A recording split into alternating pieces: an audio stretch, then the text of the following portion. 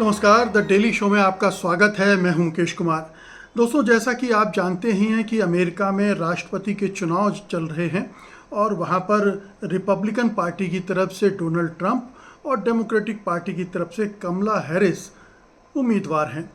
अब ये जो जंग है, चुनावी जंग है, बहुत क्लोज हो गई है और दोनों के बीच में फासला बहुत घट गया है। कमला हैरिस बहुत मामूली अंतर से लीड कर रही हैं और ऐसे में कुछ भी हो सकता है।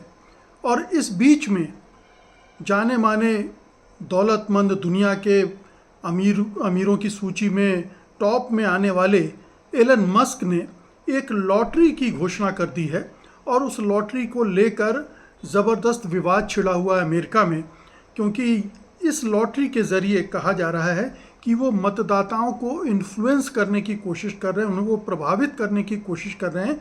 ये एक तरह की रिश्वत है जो दूसरे तरह से दी जा रही है। ये $10 लाख की हर दिन दी जाने वाली लॉटरी है। ये 17 अक्टूबर से शुरू हुई है और 5 नवंबर तक चलेगी। हर दिन एक व्यक्ति चुना जाएगा जिसे $10 लाख दिए जाएंगे। ये लॉटरी, आप इस रकम के साथ इसको इस तरह से देखिए कि जो अमेरिका के स्विंग स्टेट्स माने जाते हैं, केवल उनके लिए रखी गई है। जो जिन स्टेट्स में ये माना जाता है कि ये डेमोक्रेटिक पार्टी के हैं या ये रिपब्लिकन पार्टी के हैं, उनकी तस्वीर बिल्कुल साफ रहती है। वहाँ कोई ज़्यादा उठापटक नहीं होती है, लेकिन जो स्विंग स्टेट हैं वो तय करते हैं कि कौन प्रेसिडेंट बनेगा। तो ये लॉटरी जो है ये केवल स्विंग स्टेट्स के लिए की गई है। स्विंग स्टेट मैं बता देता हूँ कि वहाँ कौन कौन से हैं। पेंसिल्वेनिया है, जॉर्जिया है, नवादा है, अरिज़ोना है, मिशिगन है, विस्कॉन्सिन है और नॉर्थ कैरोलिना है। ये वो स्टेट्स हैं जहाँ पर ये लॉटरी शुरू की है एलन मस्क ने। एलन मस्क के बारे में आप वैसे तो जानते ही होंगे, मैं फिर भी बता देता हूँ कि एलन मस्क दुनिया के सबसे अमीर लोगों में से हैं। वो टेस्ला जो कार है, दुनिया की सबसे मशहूर कार हो गई है, वो उस कंपनी के मालिक हैं। वो रॉकेट एक्स के भी मालिक हैं जो अंतरिक्ष का कार्यक्रम चला रही है, और वो ट्विटर के भी मालिक हैं। उन्होंने कुछ साल पहले ट्विटर भी खरीद लिया था, तो वो ट्विटर के भी मालिक हैं। तो ये तमाम चीज़ें उनके बिजनेस एम्पायर का हिस्सा हैं।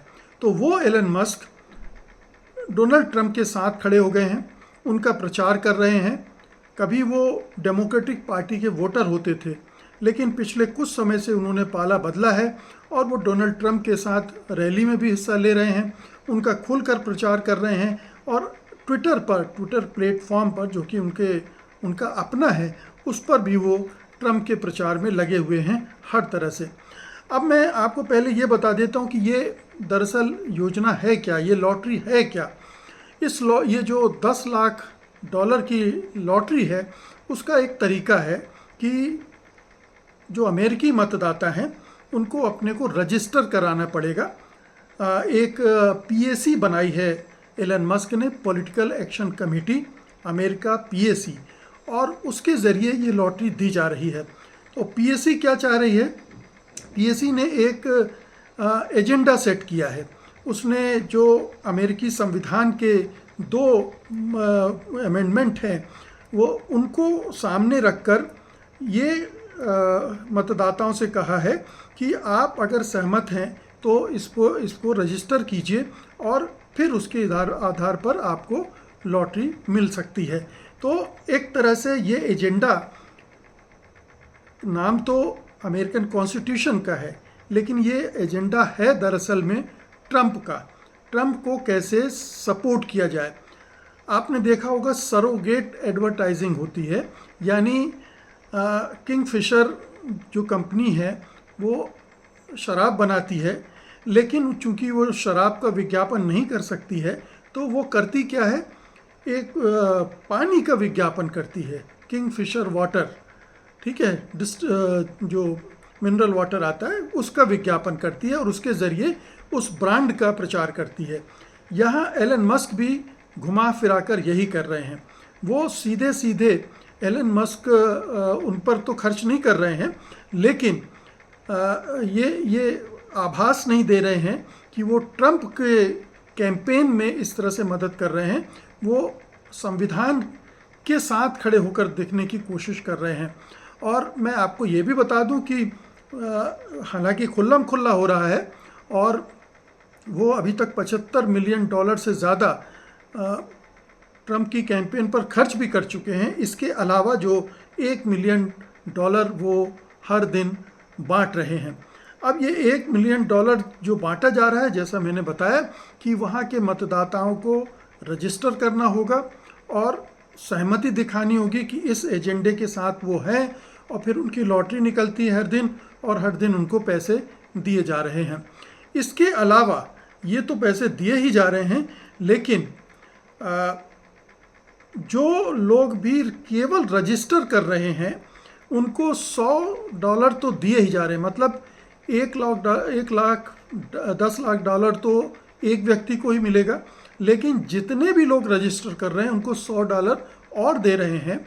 और अगर वो एडिशनल कुछ और लोगों से पिटीशन ये साइन करवाते हैं तो उनको $100 और मिलेंगे। यानी मैं अगर रजिस्टर करता हूँ तो मुझे $100 मिलेंगे, और मैं एक और व्यक्ति से रजिस्टर करवाता हूँ तो मुझे भी और $100 मिल जाएंगे।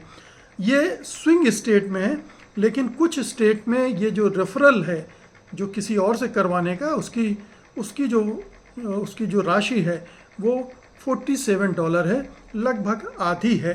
तो जहाँ पर लड़ाई तीखी है, ज़बरदस्त है, जैसे पेंसिल्वेनिया है जो स्विंग स्टेट माना जाता है, वहाँ पर ज़्यादा पैसे दिए जा रहे हैं और दूसरे स्विंग स्टेट में कम दिए जा रहे हैं। अब ये आप देखिए कि ये विशुद्ध रूप से हम सब जानते हैं कि अमेरिकी चुनाव में कारपोरेट का ज़बरदस्त दखल रहता है। वो पूरी तरह से इलेक्शन कैंपेन में खुलकर सामने भले ही ना आए, लेकिन फंडिंग में वो बढ़ चढ़ कर हिस्सा लेते हैं। और पूरा अमेरिकन इलेक्शन जो है वो कारपोरेट फंडिंग से लड़ा जाता है।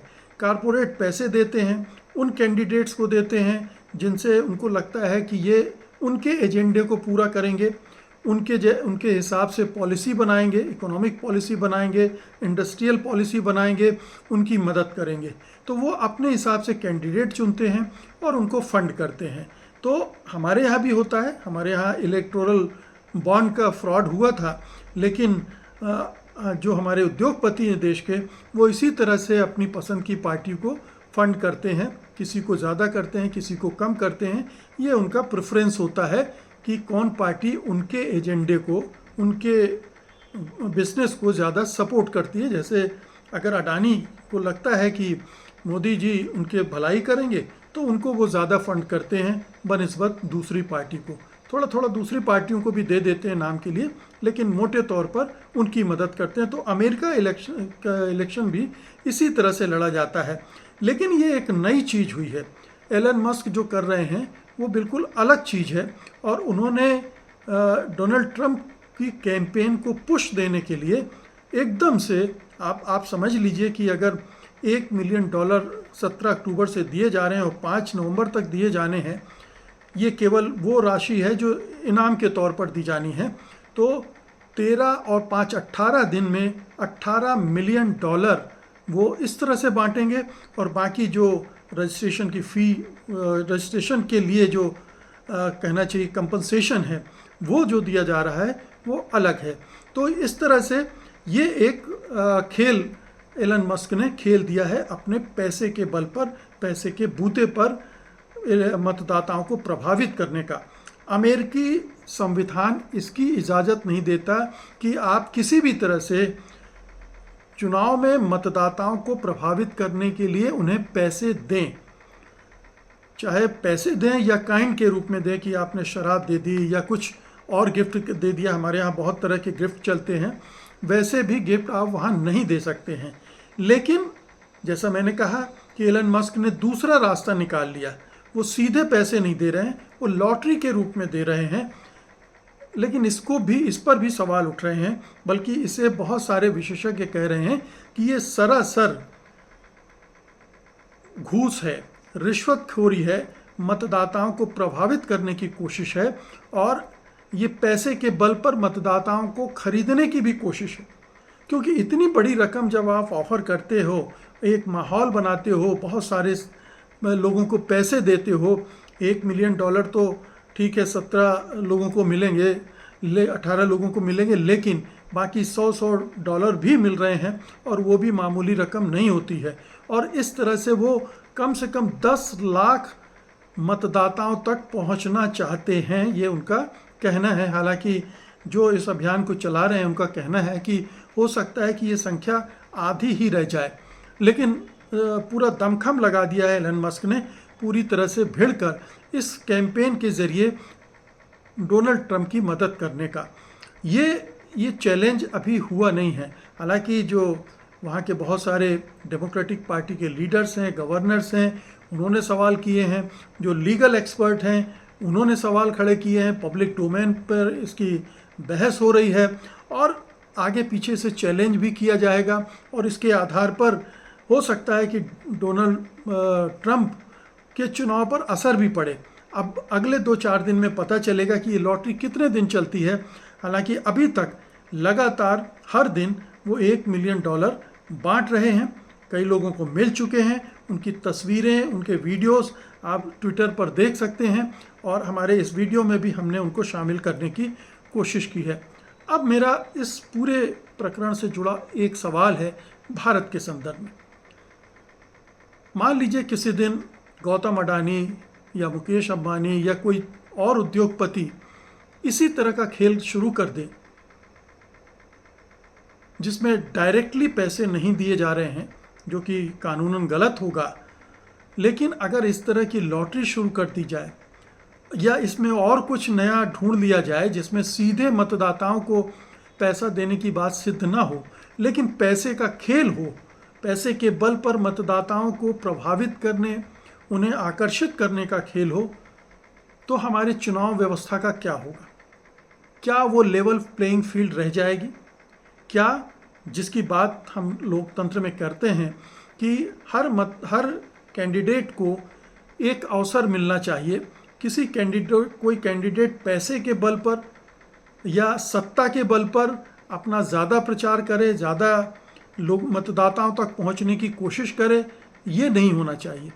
लेकिन अगर हमारे पूंजीपति, हमारे उद्योगपति इस तरह से चुनाव में कूद पड़े किसी पार्टी के पक्ष में, तब क्या होगा? हम देख रहे हैं कि अभी भी ये हो रहा है, परोक्ष रूप से हो रहा है, फंडिंग के ज़रिए हो रहा है, पॉलिटिकल पार्टी को फंडिंग दी जाती है और दबे छुपे बहुत सारे कैंडिडेट्स को भी पैसा पहुंचाया जाता है। अभी महाराष्ट्र में अच्छी खासी रकम पकड़ी गई है, बीजेपी के कैंडिडेट के पास जा रही थी जो। तो ये हमेशा हम लोग ने विभिन्न चुनाव में देखा है कि इस तरह की रकम उन तक पहुंचाई जाती है। लेकिन अगर इतनी बड़ी बड़ी रकम राष्ट्रीय स्तर पर घोषित की जाने लगे तो एक पार्टी के पक्ष में माहौल बनना स्वाभाविक हो जाएगा।